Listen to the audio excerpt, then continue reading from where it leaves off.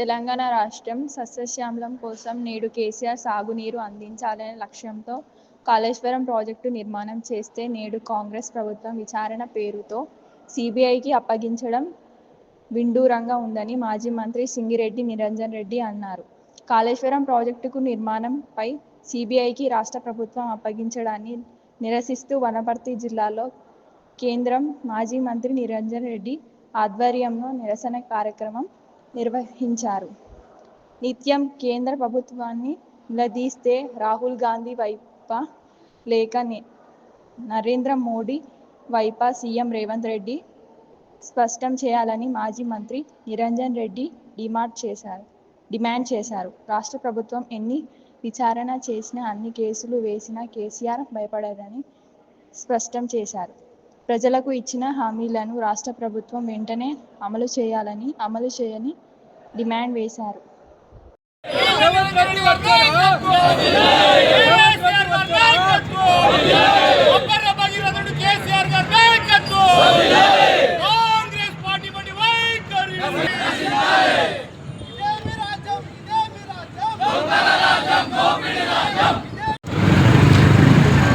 ఈ రాష్ట్ర కాంగ్రెస్ ప్రభుత్వం అత్యంత దారుణంగా తీసుకుంటున్నటువంటి కొన్ని నిర్ణయాల పట్ల ప్రకటన ఒక హక్కు, తద్వారా ప్రజలకు వాస్తవాలు ఎంతో తెలియజేయడం కూడా ప్రతిపక్ష పార్టీగా మన బాధ్యత.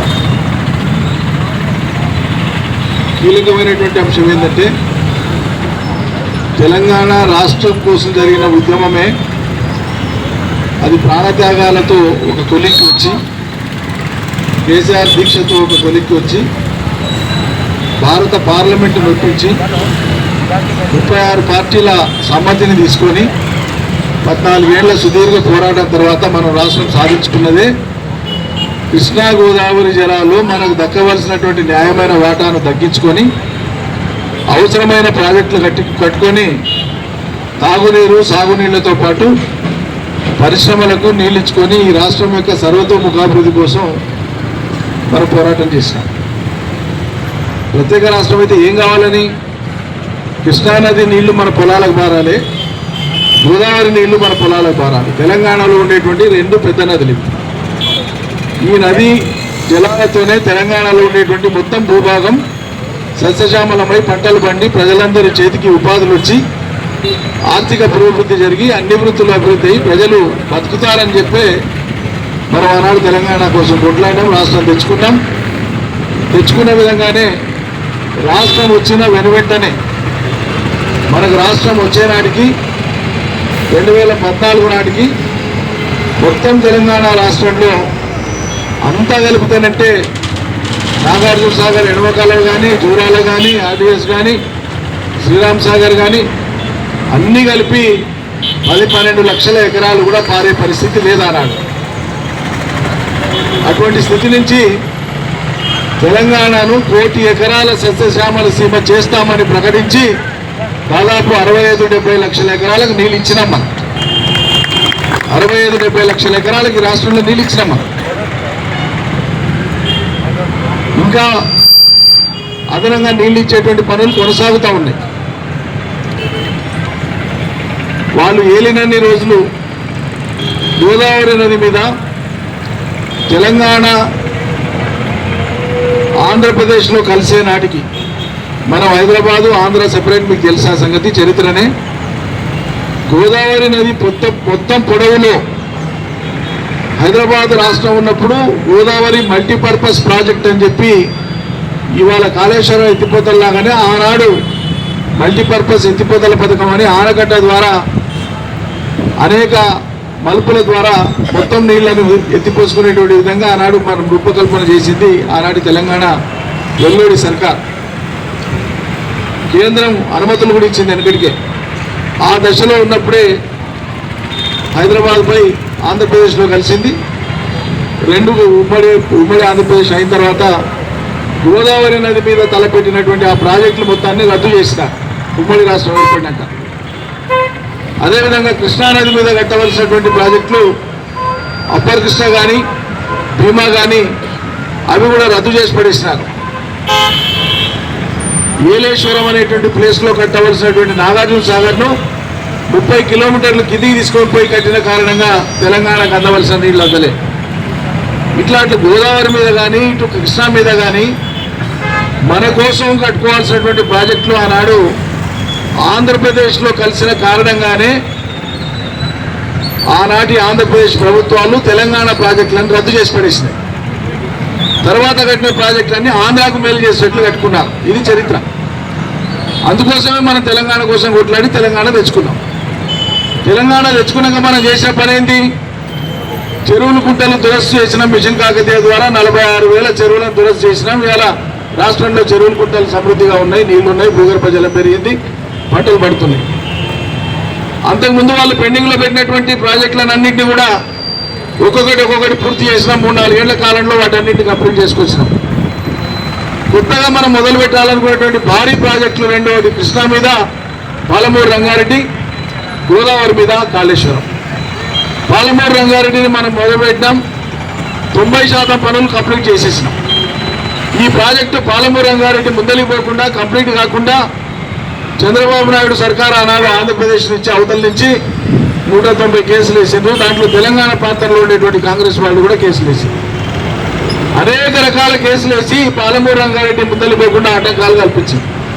అయినా ఒక్కొక్కటి ఆటంకాలను అధిగమించుతూ మన పాలమూరు రంగారెడ్డిని 5 రిజర్వాయర్లు, 4 పంపింగ్ స్టేషన్లు, సజ్జపల్లు, underground tunnels, open canals మొత్తం కంప్లీట్ చేసి పడేసినాం.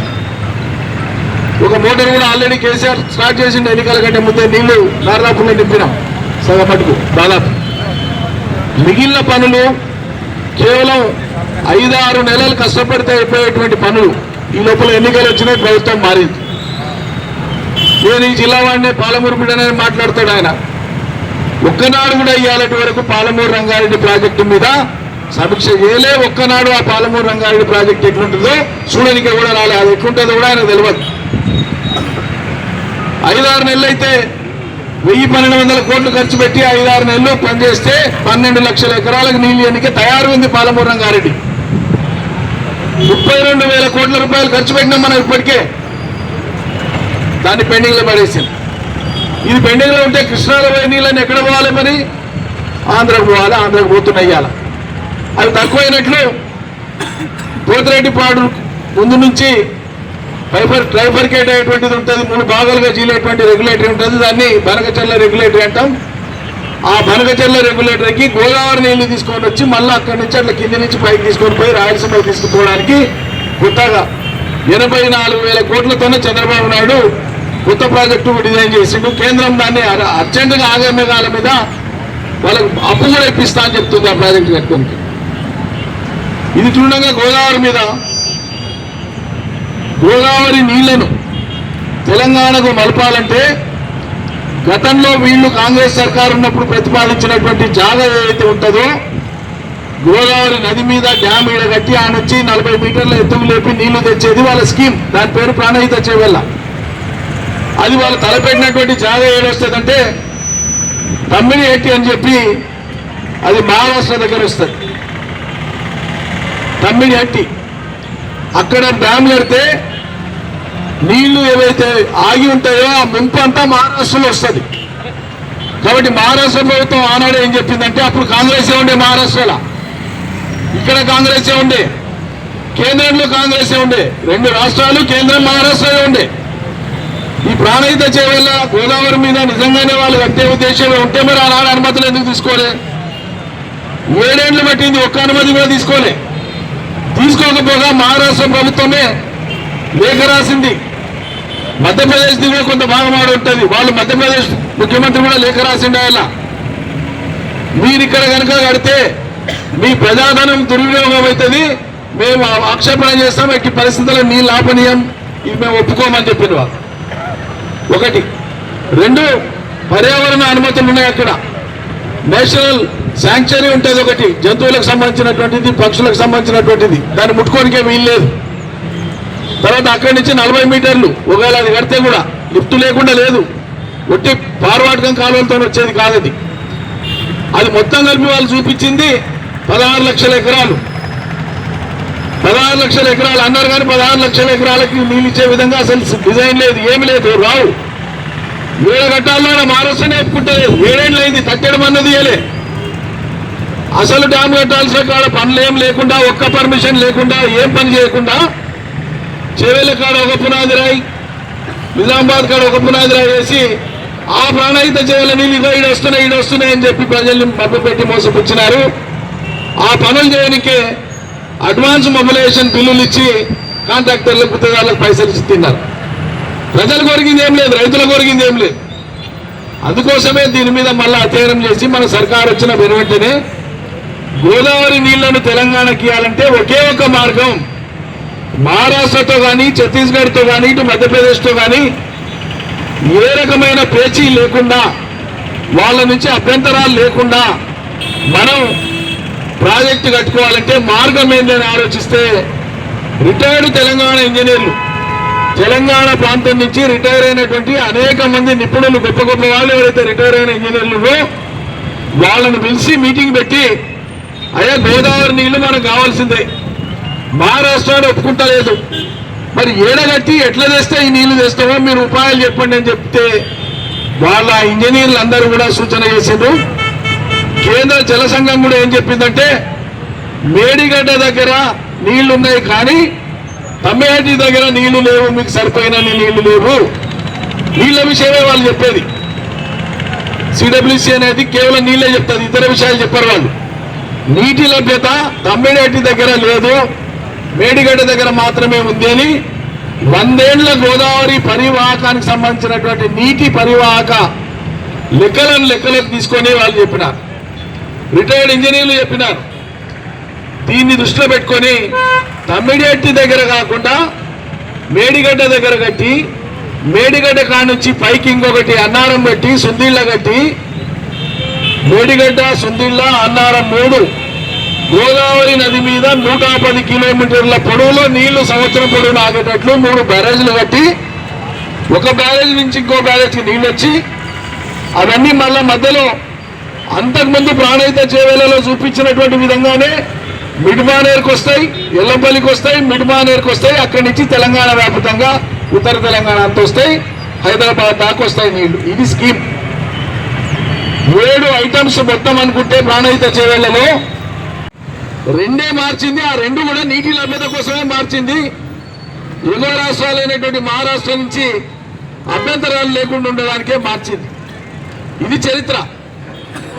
తెలంగాణకు ఎటు తిరిగి ఏదైనా ప్రాజెక్టు కట్టకూడదు, ఇక్కడ అమలు కావద్దు. ఇది ఆంధ్రప్రదేశ్ చంద్రబాబు నాయుడు వాళ్ళ కుట్ర. మనం కాళేశ్వరం పని మొదలు పెట్టిన లేదో వాళ్ళు అభ్యంతరాలు పెట్టినారు, కేంద్రం దగ్గర అభ్యంతరాలు పెట్టినారు, దీనికి అనుమతులు లేవన్నారు, అన్ని రకాల పంచాయతీలు పెట్టినారు, పెండింగ్ లో ఉన్నాయి. అన్నింటినీ కాదని మనం పనులు చేసుకొని వచ్చినాం. ఎక్కడైనా ఒక 5-10 లక్షల ఎకరాలకు నీళ్ళు ఇచ్చే ప్రాజెక్టు కట్టాలంటే భారతదేశం యొక్క అనుభవం ఏంటంటే ఇప్పటిదాకా 15 నుంచి 30 ఏళ్ళు 40 ఏళ్ల కాలం పట్టింది. ఏ ప్రాజెక్టు కట్టినా కూడా 15 ఏళ్ళు తక్కువలో తక్కువ, 30-40 ఏళ్ళు ఎక్కువ టైం తీసుకొని నీళ్ళు ఇచ్చినారు. ఈ దేశంలో ఏ ప్రాజెక్టు కట్టినా అదే 45 లక్షల ఎకరాలకు నీళ్ళు ఇచ్చేటువంటి కాళేశ్వరం ప్రాజెక్టును కేసీఆర్ 3.5 ఏళ్లలో కంప్లీట్ చేయించి మనగాడు అనిపించుకున్నారు. అది రంగనాయలకు, తెలంగాణ వ్యతిరేక శక్తులకు, ఈర్షాపరులకు నచ్చనటువంటి అంశం. కడుపులో వాళ్ళకు కసిపిసి, కడుపులో మంట, విపరీతమైనటువంటి మంట. ఈ రోజు వరకు మొత్తం కాళేశ్వరం ప్రాజెక్టు మీద అయినటువంటి ఖర్చు 94,300 కోట్లు మాత్రమే. ఎంత? 94,300 పైచిలకు కోట్లు మాత్రమే. అంటే 95,000 కూడా కాదు, 94,000 పైచిలకు మాత్రమే. కానీ ఈ ప్రాజెక్టు మొదలైన 3 నెలలకే కాంగ్రెస్ వాళ్ళు ఆనాడు ప్రతిపక్షంలో ఏం మాట్లాడారు? వాళ్ళు మాట్లాడేది నోరు కాదు, బహిర్భూమికి పోయేటువంటి ఇంకో అవయవం లాంటి వాళ్ళకి అంత గలీసు రాయలు. 2 లక్షల కోట్ల అవినీతి జరిగింది కాళేశ్వరంలో అని మాట్లాడు. మనుషులా, పశువులా? మనుషులకు పుట్టిన వాళ్ళు అట్లా మాట్లాడతారా? 1,00,000 కోట్లు కూడా ఖర్చు కాని ప్రాజెక్టు మీద 2 లక్షల కోట్ల అవినీతి జరిగిందని మాట్లాడేటువంటి వాళ్ళు మానవులే అవుతారా? మనుషులే అవుతారా? కడుపుకు అన్నం తినే వాళ్ళే అవుతారా? ఇవి అట్లా ప్రాజెక్టు మొదలైనప్పటి నుంచి ఆ రకమైనటువంటి గుడ్డి వ్యతిరేకత, ద్వేషాన్ని, దుష్ప్రచారాన్ని ప్రజల మీద ప్రచారం చేసుకుంటుంది. దీని నుంచి నీళ్ళే రాలేదన్నారు. నీళ్లు రాలేదని ఈయన మాట్లాడు కాదు, ఇంకో ఊర్లో మాట్లాడు కాదు, మాట చెప్తున్నా. ఏ ప్రాంతంలో అయితే ఆ నీళ్లు పడినాయో ఆ ఊర్లలో పోయి రైతుల ముందల అడిగితే అదే మాట అంటే దౌడవ కట్టి తప్పరిస్తారు, దౌడ పండ్లన్నీ రాలిపోతాయి. రైతులే చూపిస్తారు నీళ్ళు వచ్చినాయా రాలేదు. ఇది యథార్థం. ఇప్పుడేంది, ప్రాజెక్ట్ కంప్లీట్ అయింది, నీళ్ళు వచ్చినాయి, చరిత్రలో నిలిచిపోతుంది. ప్రాజెక్టు గొప్పది బాగుందని మనం అనుకోవడం కాదు. ప్రాజెక్టులకు అనుమతులు ఇచ్చి నీటి కేటాయింపులు ఇచ్చేటువంటి కేంద్ర జల సంఘం, అది ఎవరి చేతిలో ఉండదు, కేంద్ర ప్రభుత్వం చేతిలో ఉంటుంది. కేంద్ర జల సంఘం ఇంజనీర్లు దాన్ని సందర్శించి ఇది మానవాద్భుతం అన్నారు, అత్యద్భుతమైన ప్రాజెక్టు అన్నారు కేంద్ర జల సంఘం ఇంజనీర్. ఈ రాష్ట్రానికి గవర్నర్గా పనిచేసిపోయినటువంటి పెద్ద మనిషి నరసింహన్ గారు, ఐపీఎస్ ఆఫీసర్, రిటైర్డ్, భారతదేశంలోనే అత్యంత పేరు ప్రతిష్టలు తెలివితేటలు ఐపీఎస్ ఆఫీసర్గా పేరు ఆయనకు, నరసింహన్ గారికి.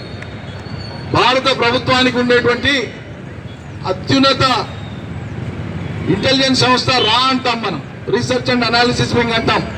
ప్రపంచవ్యాప్తంగా పనిచేస్తుంది, అది ప్రపంచ దేశాలలో పనిచేస్తుంది. దానికి అధిపతిగా పనిచేసింది ఆయన, అంత గొప్పడు ఆయన. ఈ రాష్ట్రానికి గవర్నర్ ఉన్నాడు. ఆ ప్రాజెక్టు చూసి ఆయన చెప్పినాడు, ఇటువంటి ప్రాజెక్టు భూగోళంలో ఇంకెవడు కట్టలేడు కేసీఆర్కి తప్ప ఇంకెవరికి చేత కాదని చెప్పి, అంత గొప్ప ప్రాజెక్ట్ అని చెప్పి. ఆ ప్రాజెక్ట్ ఫలితాలను ఇచ్చింది, అద్భుతంగా ఉంది. తెలంగాణకు వాళ్ళ కాలంలో కాంగ్రెస్ తెలుగుదేశం పార్టీల ఏలుబడిలో 60 ఏళ్ల కాలంలో న్యాయం జరగకపోగా అన్యాయం జరిగిందనేది తెలంగాణ ప్రజలకు తెలుసు.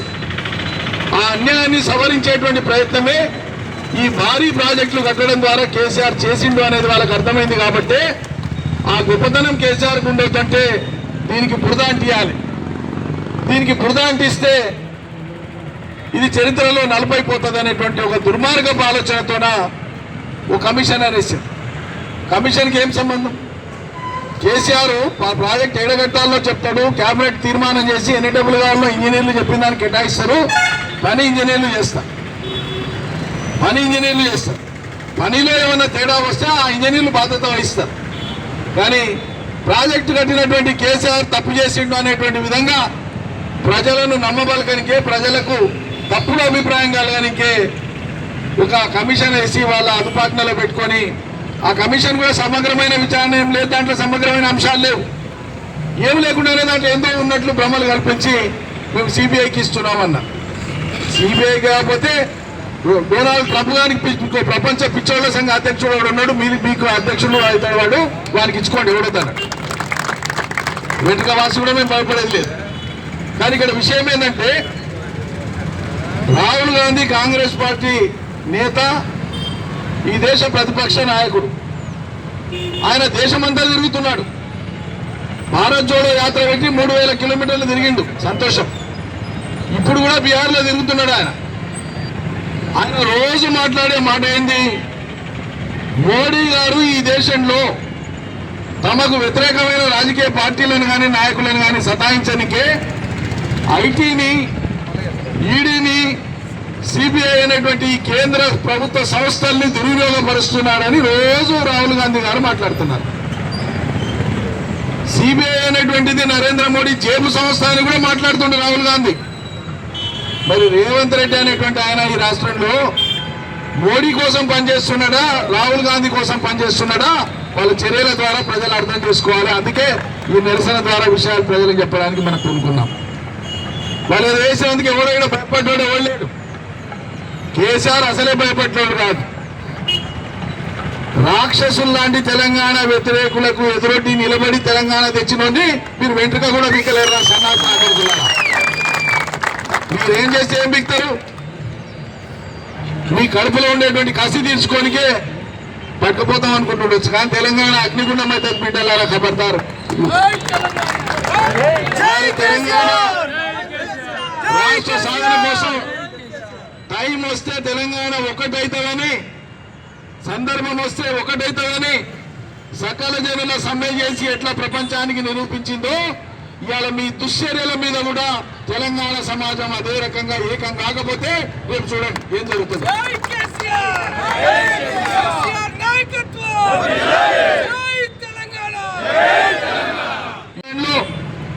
తెలంగాణను అన్ని రంగాలలో అగ్రభాగాన నిలబెట్టిన కేసీఆర్ తప్పైనోడైందా?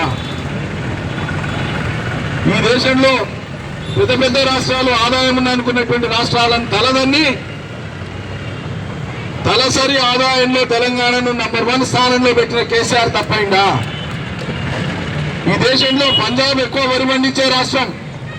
అటువంటి పంజాబ్ను తలదన్ని ఒక్క ఏడాదిలో వానాకాలం యాసంగి కలిపి 2022లో 3 కోట్ల టన్నుల వరిధాన్యం పండించి భారతదేశంలో తెలంగాణ పతాకాన్ని గగనతనంలో ఎగిరేసినటువంటి కేసీఆర్ తప్పైందా?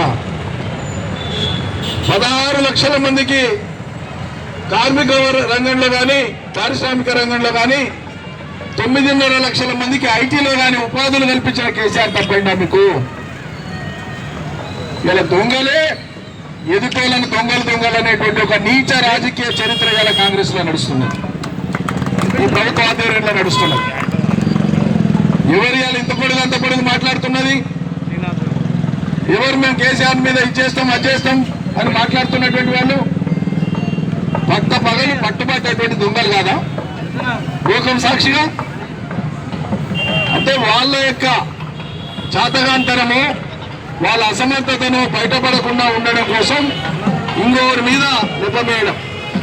ఇంకే సామెత ఉంది కదా, ఎవరో ఆమె ఎదుటోళ్ళని అంటుంటుందట తనని అనకుండా ఉండడానికి. ఈరోజు అట్లా ఉంది కథ. ఏమి లేదు, ఇదంతా డ్రామా మనం అర్థం చేసుకోవాలి. వాళ్ళ వైఫల్యాలు, ఏ హామీలు అమలు కాని వైఫల్యాలకు తోడు ఇలా యూరియా మందు అనేటువంటిదే వాళ్ళకు ఒక విషం మంది అయింది. రాజకీయంగా వాళ్ళని పాతర వేస్తుంది రేపు రాబోయే ఎన్నికలలో. అందుకే వాళ్ళ మీద ఉండేటువంటి వ్యతిరేకతను తగ్గించుకోనికే ఎదుటోళ్ళ మీద భారీ నింద మోపి దీని మీద ప్రచారం ముందుకు తీసుకుపోవాలనేటువంటి పన్నాగంలో భాగమే శాసనసభలో కనీసం అంతగా దాంట్లో సబ్జెక్ట్ ఉంటే వారం రోజుల్లో 10 రోజుల్లో చర్చలు పెట్టేది ఉండే. లేదు, అవకాశం లేదు. ఒకటే పూట జరంతసేపు ఇట్లా మాట్లాడిపించి క్లోజ్ చేసి మేము సిబిఐకి అప్పగిస్తున్నామని తీర్మానం చేసి. అంటే దీన్ని బట్టి ఏమర్థమవుతుంది? కేంద్రంలో ఉండేటువంటి ప్రభుత్వానికి మా గురువు చంద్రబాబు నాయుడు మద్దతు ఉంది కాబట్టి, ఆంధ్రలో మద్దతు ఉంది కాబట్టి నేనేం చేసినా చంద్రబాబు నాయుడు ఆడ లోపటి ఇంట్లో నాకు సాయం చేస్తాడనేటువంటి ఒక నమ్మకం రేవంత్ రెడ్డికి ఉంది. మరి మోడీ గారు చంద్రబాబు కోసం తెలంగాణలో కాంగ్రెస్ ను రక్షిస్తాడా, ప్రజాస్వామ్యాన్ని రక్షిస్తాడా, మనం కూడా రేపు చూద్దాం. రేపు జరిగే పరిణామాలు ఏముంటాయో మనకు అర్థమవుతుంది. కాబట్టి ఇది మీరు నిత్యం ప్రజలలోకి అంశాలు తీసుకొని పోవాల్సిందిగా మిమ్మల్ని కోరుతూ, రేపు రానున్నటువంటి స్థానిక సంస్థల ఎన్నికలు, పంచాయతీలు కానీ, మండల పరిషత్తులు కానీ, జిల్లా పరిషత్తులు కానీ, మున్సిపాలిటీలు కానీ ఏకపక్షంగా బీఆర్ఎస్ కు ఫలితాలు తీసుకొని వచ్చి అవతల వాళ్ళని బొట్ట పెట్టాలి రాజకీయంగా. దానికోసం మీరంతా సన్నద్ధం కావాలి, ప్రజల్ని కూడా సన్నద్ధం చేయాలని మనవి చేస్తూ ఈ నిరసనకు వచ్చిన మీ అందరూ కూడా ధన్యవాదాలు అర్పిస్తూ జై తెలంగాణ.